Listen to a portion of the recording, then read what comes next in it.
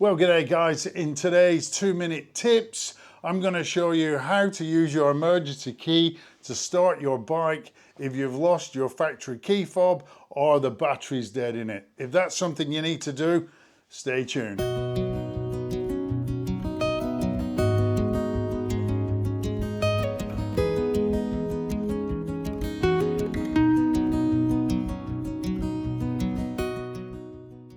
Okay guys, thanks for staying tuned and let's get straight into it. Okay, when you buy your new bike from the dealers, they're going to supply you with 2 keys.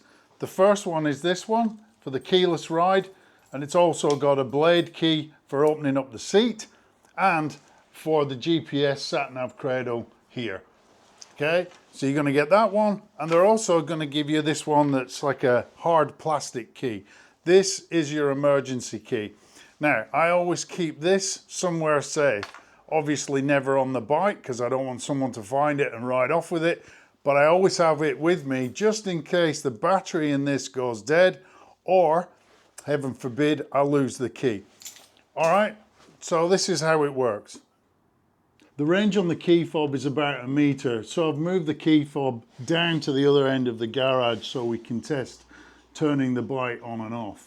All right, so we go and press the keyless ride on button here.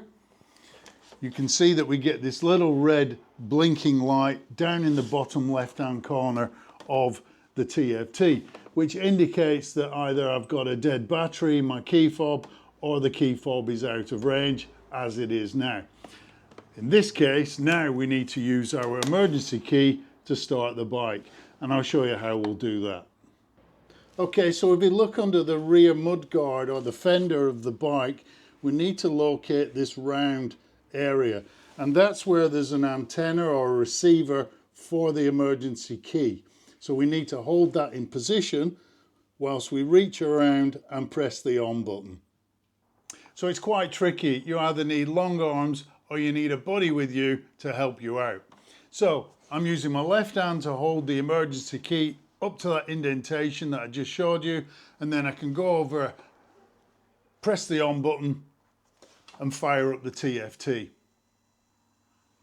Okay, once the TFT's booted up, you can go ahead and start the bike.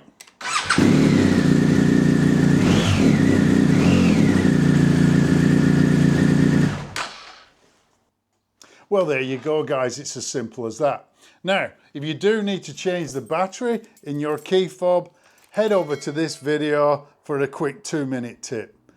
Otherwise, I'll see you on the next one. As always, ride safe and have a great day.